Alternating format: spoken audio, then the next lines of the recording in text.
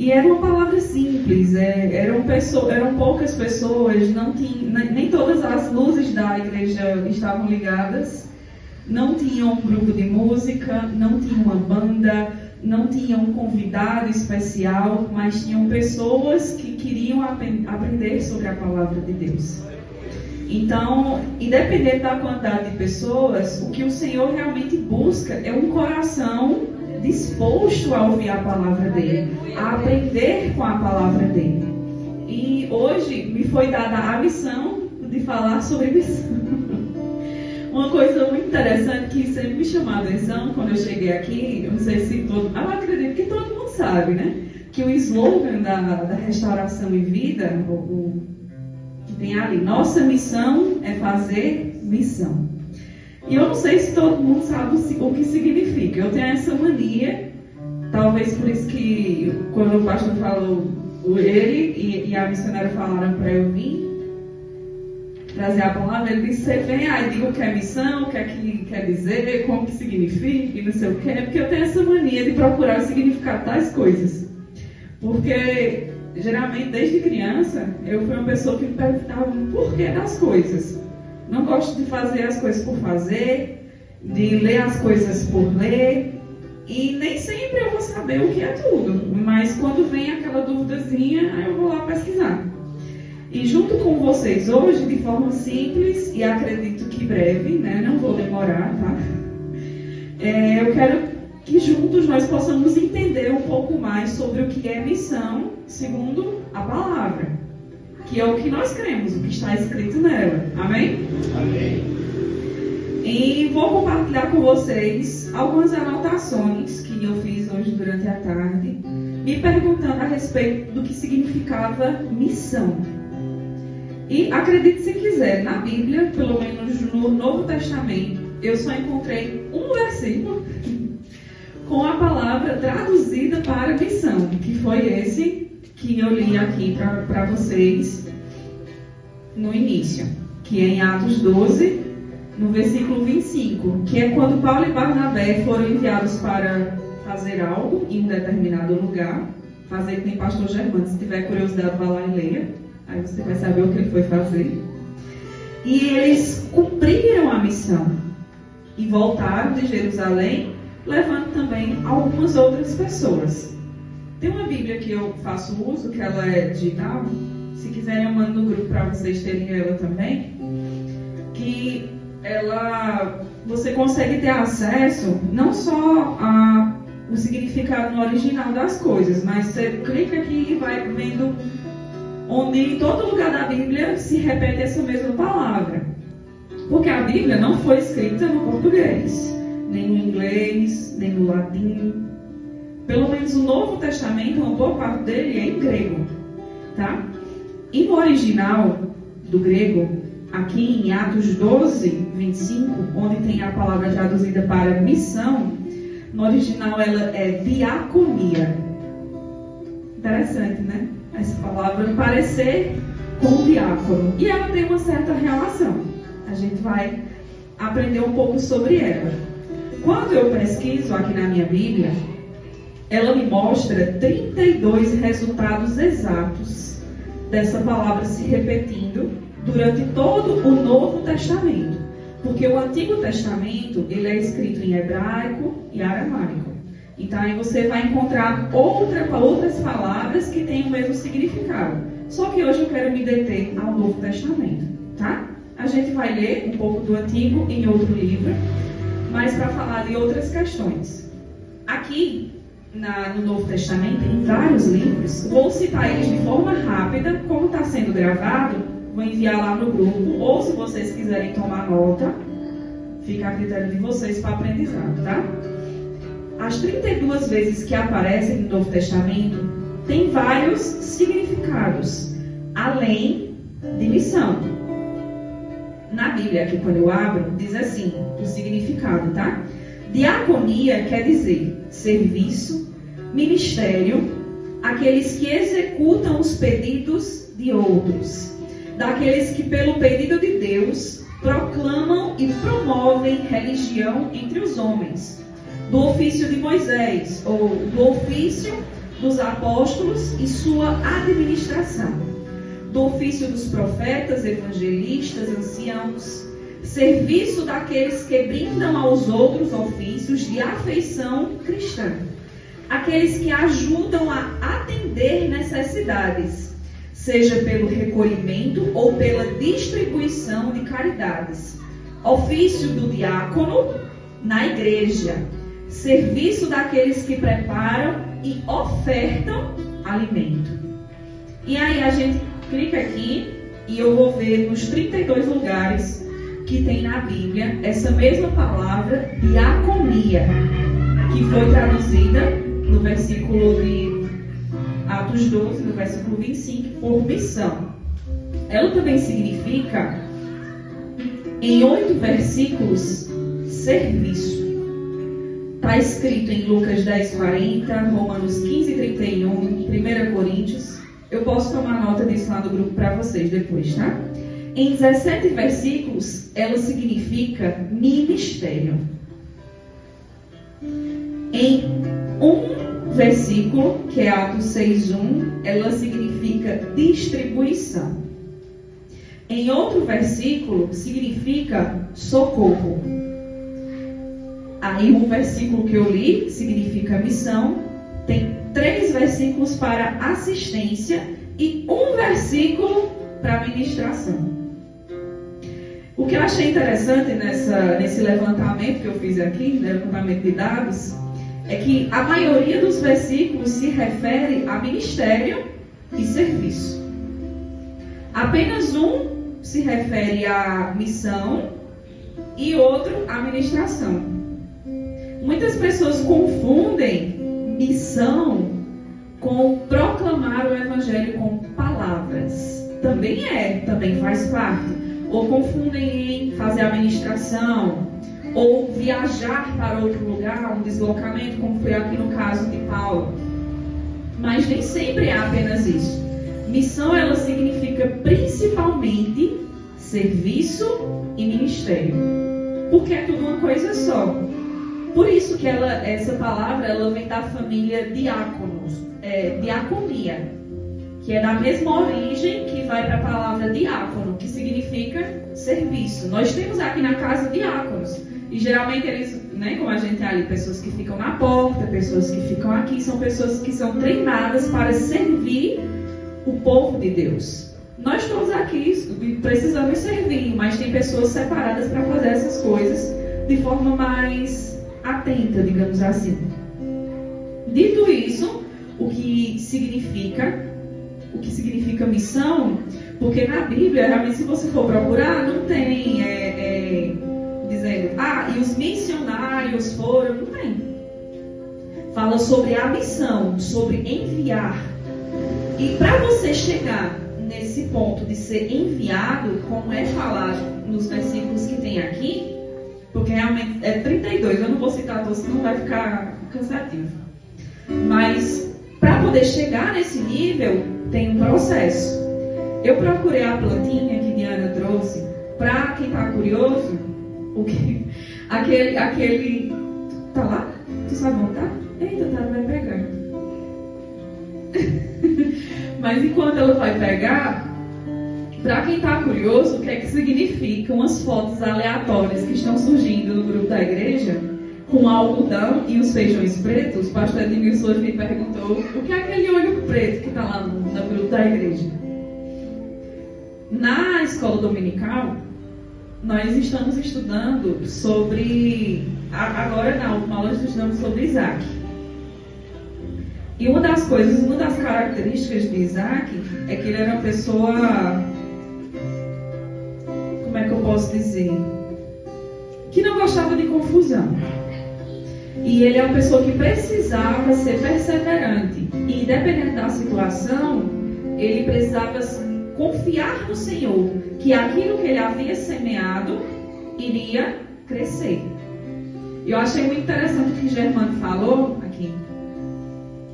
Eu achei muito interessante o que Germano falou, que ele ficava numa agonia, que ele queria que o feijãozinho dele brotasse logo. O meu só brotou um pouquinho e o outro foi criar fungo. porque está muito frio lá no apartamento que a gente mora e ficou úmido, enfim, não, só brotou um pouquinho. Agora, o de Diana foi o que mais brotou. Vocês estão vendo aqui, ó, que tem os 3 feijões e só tem uma semana, gente. Feijão brota rápido, né? Infelizmente, nem todos fizeram. Louvo a Deus pelos que fizeram. E nós abordamos para que cada um fizesse a oração por outra pessoa e fizesse isso aqui. Era um combinado para a gente ver aquilo que como se fosse... assim, literalmente uma semente, e nasce algo como se fosse do Senhor, para você visualizar algo do Senhor na sua vida que estava crescendo, e você ser perseverante naquilo que o Senhor lhe prometeu, porque o Senhor prometeu como se o Senhor prometesse assim: esse feijão vai crescer, e você ser perseverante e continuar regando, mesmo que ele não estivesse brotando, ou mesmo que estivesse criando fungo. Mas eu continuei gotejando água todos os dias, pelo menos um brotou. Porque nós precisamos ser perseverantes. Eu quis trazer esse exemplo aqui porque nós vamos entender o processo de chegar na missão. Porque todas as pessoas que são citadas nesses versículos, elas passaram por um processo. Não é você acordou, você nasceu, ou passou uma pessoa ali na rua: ei, bichinho, tu vai fazer missão agora. Não é assim, não. Tem um processo. Mesmo que missão não seja necessariamente pregar, missão não seja necessariamente viajar, mas para servir precisa estar preparado. Porque o serviço na obra do Senhor, não apenas na casa do Senhor, nesse lugar onde nós nos reunimos, que ele precisa de manutenção, precisa de cuidado. Tem coisas que só quem está nos bastidores sabe que é um corre para fazer evento, como a gente teve ontem aqui, para arrecadar alimentos. É toda uma organização. Então, para fazer isso, precisa ser preparado pelo Senhor. Não tem a preparação dos homens, mas o Senhor é quem prepara. E tem todo um processo para que isso aconteça. Um exemplo perfeito disso, nós vamos ler, eu quero que todos abram, lá em Isaías, no capítulo 6.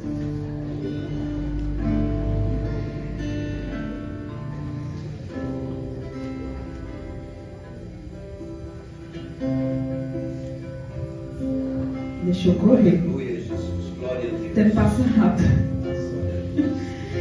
Vou ler aqui. Todos abriram? Isaías capítulo 6 diz assim: no ano em que o rei Uzias morreu, eu vi o Senhor. Guardem bem isso. Ele estava sentado em um trono alto, e a borda de seu manto enchia o templo. Acima dele havia serafins, cada um com 6 asas. Com 2 asas cobriam o rosto, com 2 cobriam os pés, e com 2 voavam. Diziam em alta voz uns aos outros: Santo, Santo, Santo é o Senhor dos exércitos. Toda a terra está cheia de sua glória. Suas vozes sacudiam o templo até os alicerces, e todo o edifício estava cheio de fumaça. Então eu disse: estou perdido, é o meu fim, pois sou um homem de lábios impuros, e vivo no meio de pessoas de lábios impuros. Meus olhos, porém, viram o Rei, o Senhor dos exércitos. Então um dos serafins voou em minha direção, trazendo uma brasa ardente que ele havia tirado do altar com mantenais. Tocou meus lábios com a brasa e disse: veja, esta brasa tocou seus lábios. Sua culpa foi removida e seus pecados foram perdoados. Então ouvi o Senhor perguntar: quem enviarei como mensageiro a este povo? Quem irá por nós? E eu respondi: aqui estou, envia-me. E ele disse: vá e diga a este povo: ouçam com atenção, mas não entendam. Observem bem, mas não aprendam.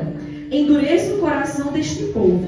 Tape os ouvidos e feche os olhos deles. Assim não verá com os olhos, nem ouvirão com os ouvidos, não entenderão com o coração, nem se voltará para mim, a fim de serem curados. Então eu disse: Senhor, até quando isso vai durar? E ele respondeu: até que as cidades fiquem vazias e as casas abandonadas, e toda a terra seja devastada, até que o Senhor tenha mandado todos embora, e toda a terra de Israel esteja deserta. Se ainda sobreviver 1/10, um remanescente, ela será invadida outra vez e queimada. Mas assim como o terebinto e o carvalho deixam o toco quando cortados, o toco de Israel será uma semente santa. Eu não vou me deter a teologia do que fala realmente aqui nesse texto, porque é uma explicação um pouco longa, mas eu quero me deter ao processo que está bem descrito aqui, e eu vou ajudar que vocês vejam, caso vocês não enxergaram na leitura. Existem aqui que eu coloquei 5 etapas para que uma pessoa seja enviada, né? Seja um missionário. E eu não estou dizendo necessariamente uma pessoa que tem um título de missionário, mas para que você seja um servo do Senhor com excelência, existem etapas. A primeira etapa é conhecer a Deus, ou ver a Deus. A gente vê aqui que ele diz: no ano em que Uzias, o rei, morreu, eu vi o Senhor. Isaías, ele viu o Senhor. Mas como é que eu vejo o Senhor? Assim, tem uma coisa chamada Bíblia, um livro que tem tanta coisa aqui. A primeira forma do Senhor se apresentar ao seu povo é pela palavra. Tem a oração, mas você só vai saber orar se você ler a palavra. Você precisa conhecer o Senhor. Jesus é a palavra, e ele disse: quem vê a mim, vê ao Pai. Então, leia a palavra. É assim que você verá o Senhor. Não é no quarto fazendo meditação, fazendo oh Deus, apareça. Não é assim. Pode acontecer, mas você tem que ler a Bíblia. Amém? Ponto 2.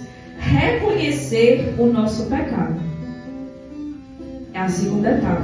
Depois de você conhecer o Senhor, de tanto você procurar conhecer, de tanto que você lê a sua Bíblia, você vê: meu Deus, quão pecador eu sou. Eu não sou nada sem o Senhor. Como ele disse, ele tem essa visão, Isaías tem essa visão, e ele diz: eu estou perdido. O que é que vai ser de mim? Eu sou um homem de lábios impuros e convivo com pessoas de lábios impuros. Então, quando você busca conhecer o Senhor, você vai reconhecer o quão pecador você é. Se você vê uma pessoa arrogante, pensando que é melhor do que os outros, eu sirvo melhor, eu faço melhor, eu canto, eu danço, eu prego, eu digo, pode ser que essa pessoa não esteja olhando para o lugar certo, que é o Senhor. Porque quando você olha para o Senhor, você vê que você não é nada. Nada, você não é nada sem Ele. Eu não sou nada sem o Senhor. Sou só um vaso de barro quebrado. E se nós não nos dispomos a estar na presença de Deus, a gente não tem nada a oferecer, a não ser performance. Na EBD, a gente estava conversando e uma pessoa levantou: mas é muito difícil acreditar em alguém que fala algo da parte de Deus, sendo que a vida dessa pessoa não fala nada dele. Gente, mas assim, eu vou dizer uma coisa: se você chegou a ser usado por Deus, você chegou no nível ali da jumenta, que foi usada para falar com o profeta. O que faz a gente ser transformado não é ser usado pelo Senhor, isso é uma honra, é muito bom. Mas ser transformado pelo Senhor é se expor à palavra.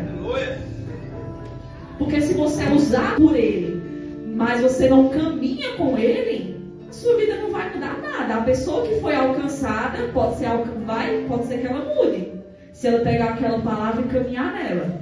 Mas se você não anda naquilo, é meio que nada.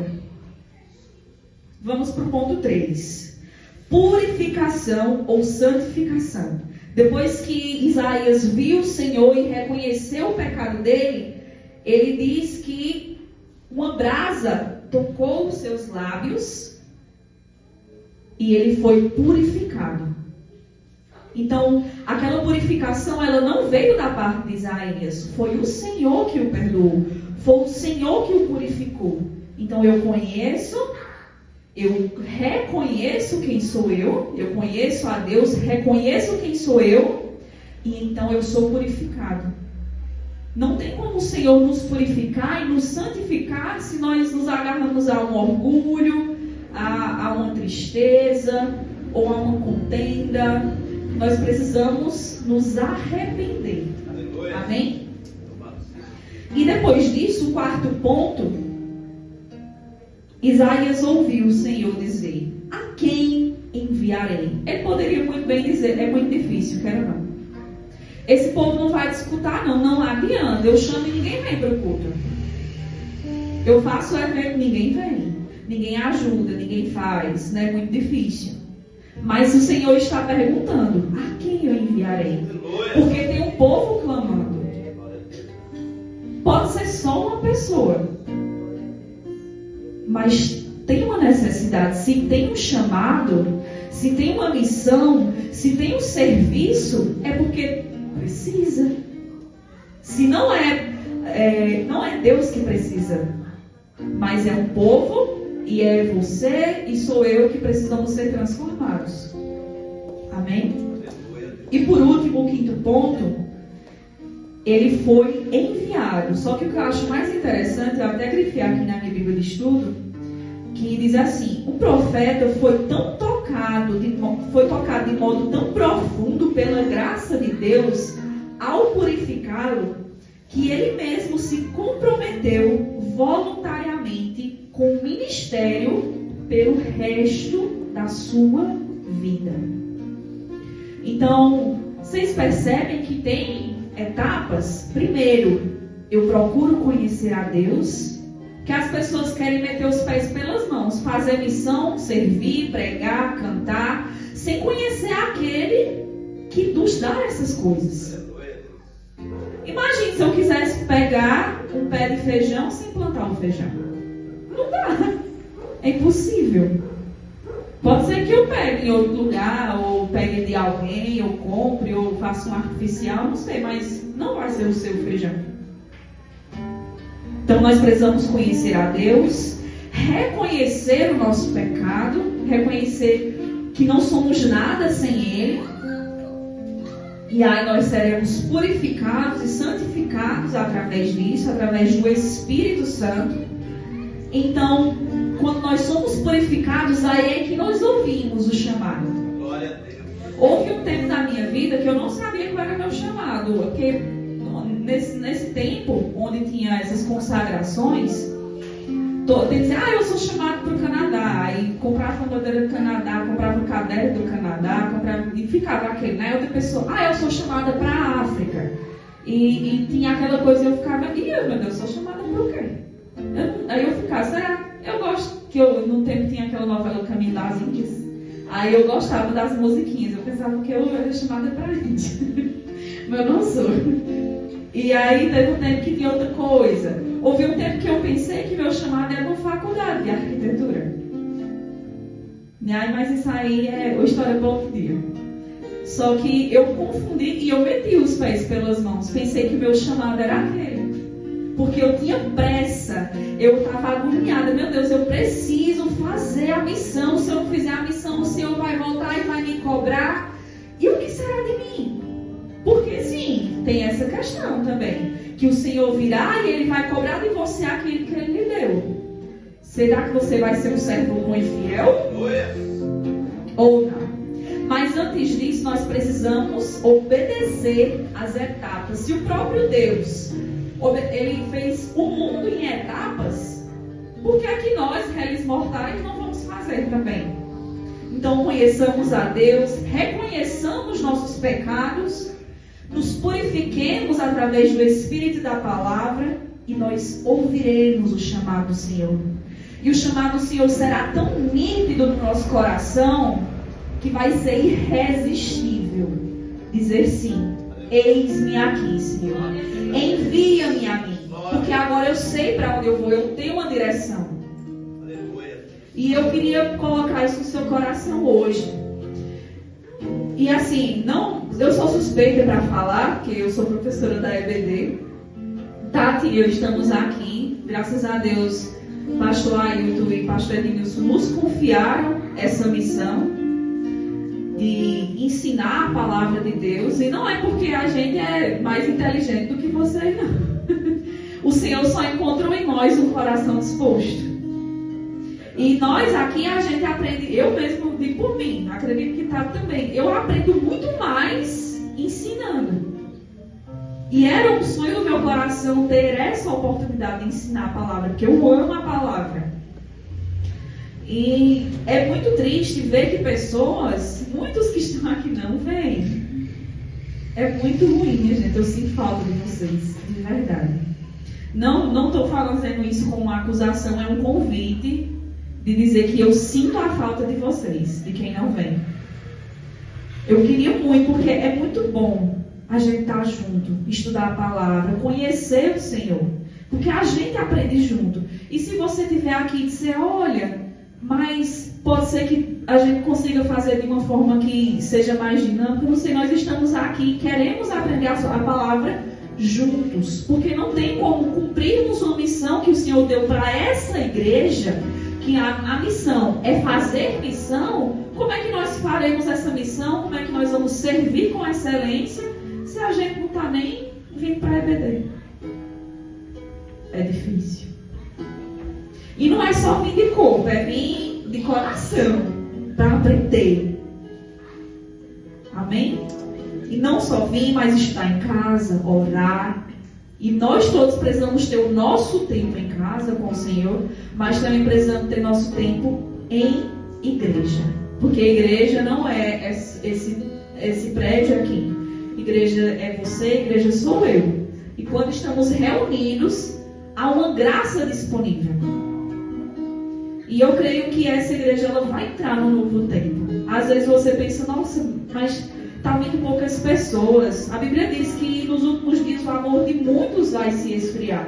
Mas haverá aqueles que ardem um fogo no coração. Haverá aqueles que amam e estão cada vez mais sedentos pela palavra. E é nesse tempo que vai realmente distinguir quem é cristão e quem não é. Não vai ter mais meio termo. Não vai ter. Ou eu sou, ou eu não sou. Porque os que acham que são, não vão mais suportar. Porque vai ficar difícil. Então, nos apeguemos à palavra enquanto é tempo. Uma vez conversando com o meu sogro, o pastor do carro, ele disse, aprendam enquanto é tempo, porque haverá um dia que não vai mais estar tão fácil assim. Então, que hoje a gente possa ter isso no nosso coração. Espero que tenha ficado algo no coração de vocês. Que eu não tenha sido tão longa. Acho que eu estou dentro do horário. Estou. Amém, gente. Obrigada pela oportunidade. Que o Senhor abençoe vocês. E antes de encerrar mesmo, eu queria fazer uma oração. Que vocês ficassem em pé. Aleluia. Feche seus olhos. Pai, obrigada por esta palavra, Senhor. Que ela seja semente dos nossos corações. E assim como esses feijões que nós fizemos o experimento, Pai, que eles brotem, Pai, raízes aqui dentro. E que a Tua palavra seja, Pai, o nosso norte. E que cada vez nós tenhamos mais fome e sede por Tua presença, Senhor. Que nós possamos reconhecer o quão pecadores nós somos e que não somos nada sem a Tua presença, Pai. Oh, Senhor, assim como Jesus veio ao mundo com uma única missão, que foi servir. Que nós possamos ter essa consciência, que ao nos expormos à Sua presença, Pai, o nosso coração se torna humilde e servo. E cada vez fica mais fácil amar o próximo, fazer aquilo, Pai, que a nossa carne grita não, mas nós diremos sim ao Senhor. Em nome de Jesus, eu oro por todas as famílias aqui presentes, Pai. Oro por aqueles que não puderam vir, que estão em suas casas. E que esta semente que está sendo plantada aqui, Pai, também possa chegar para eles. Em nome de Jesus, eu te agradeço por uma semana abençoada. que nós não esqueçamos daquilo que foi falado aqui, Pai, mas que nós possamos lembrar que a Tua presença é o nosso lugar, que o Teu Espírito é o nosso professor e que a nossa missão é servir. Em nome de Jesus,